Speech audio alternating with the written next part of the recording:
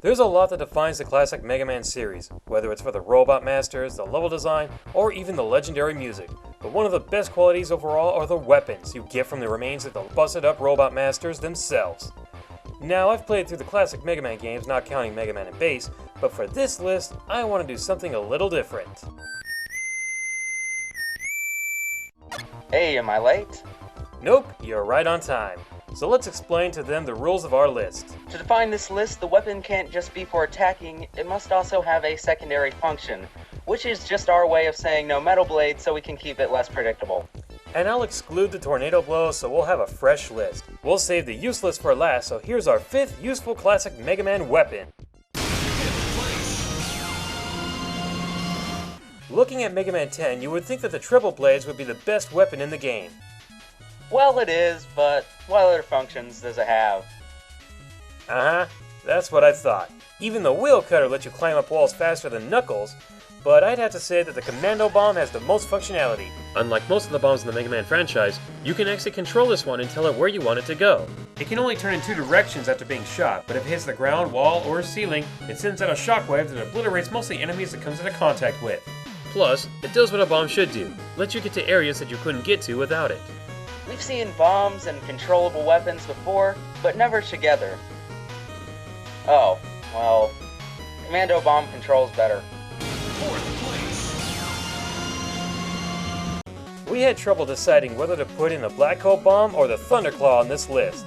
Based on power and cool factor alone, the Black Hole Bomb is a weapon that sucks in minor enemies and destroys them upon reaching its center. Everyone loves it, except for those who are hit with it. The Thunderclaw is essentially the hook shot of the Mega Man series. It damages enemies and lets you swing around. Yeah, it doesn't sound like a fair fight, but this list is based on a weapon being used for more than just its power, and the Black Hole Bomb just doesn't have a second use, so we have to go with the Thunderclaw. Alright, let's hear it for Mega Tarzan Man! That's not Tarzan, that's Chewbacca. Yeah, I know, but Chewie's better. We came to another hard choice trying to decide which one to put on the list.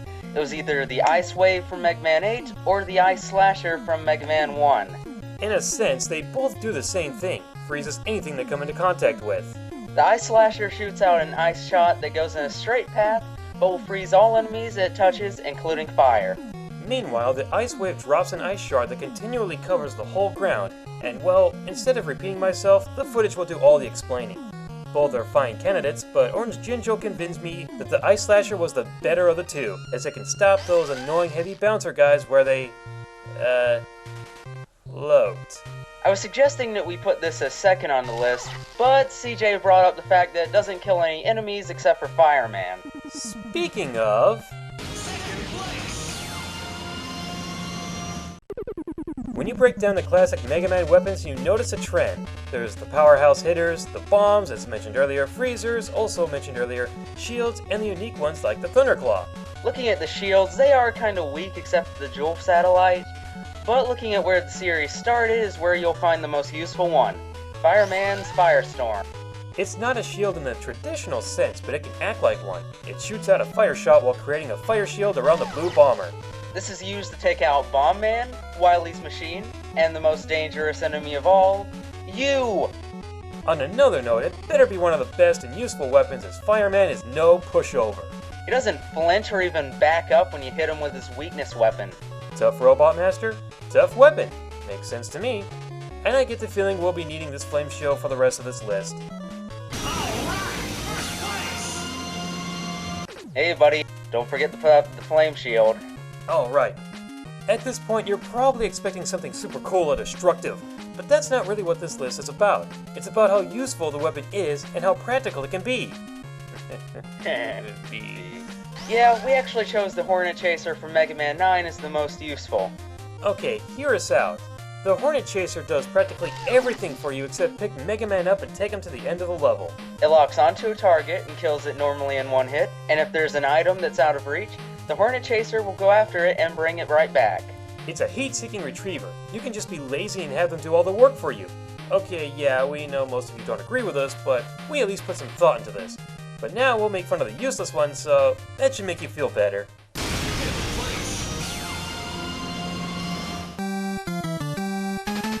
We could just end it right there, but that wouldn't be much fun now, would it?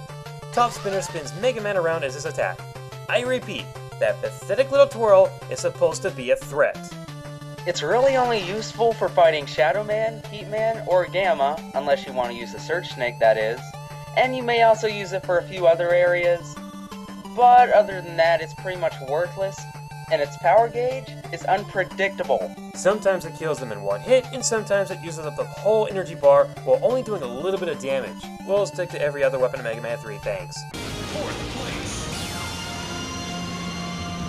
You know, when you think of Mega Man weapons, you expect Mega Man to shoot something, make a shield, or cast destruction from the sky.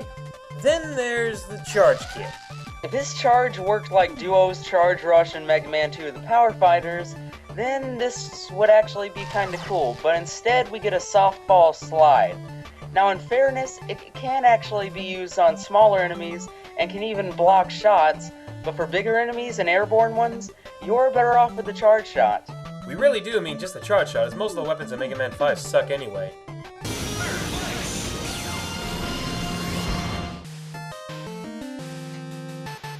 When we first heard the name Sheep Man, we had to think to ourselves, really, Capcom?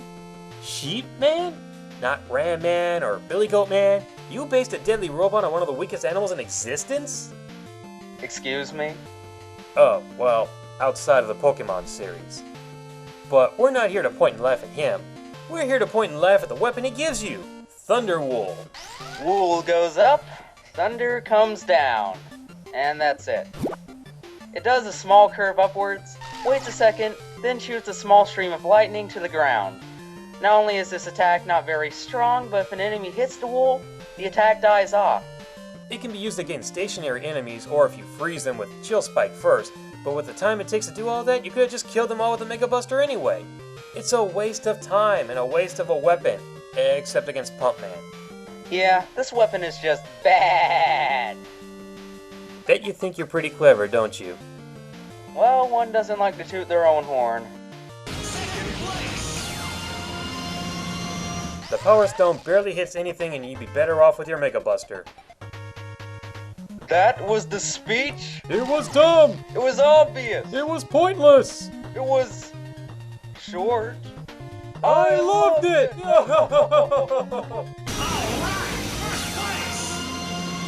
When we looked through the series, we found that there was only one weapon that you couldn't use until you were at the right spot. And there was only one weapon that works like that. Gutsman's Super Arm. This only works when you're next to a block, allowing you to pick it up, throw it, and it breaks into little pieces. One of the reasons we found it so useless is that the blocks can also be destroyed by the Elect Beam, meaning that its main usefulness, which is getting rid of them, is no longer an exclusive function of that weapon. Now, it can also be used for beating Cutman and that bubble machine, but really, that's it. And do you really even need it for Cutman? You may need to use it once, but if you die, the blocks disappear from that fight, no longer making the weapon useful. Now, if you could just chuck boulders at any time, as in the previously mentioned Power Fighter game, then yeah, this might even be good enough to be broken. But no. What's the point in having all that strength if you can't do anything super cool like pick up an enemy and throw it? That's why we just had to put this one as the most useless, since you can't even use it when you want to. And that's our list. And as always, if you have a difference of opinion, you can leave a comment about the 5 Mega Man weapons you think are the most useful and the most useless.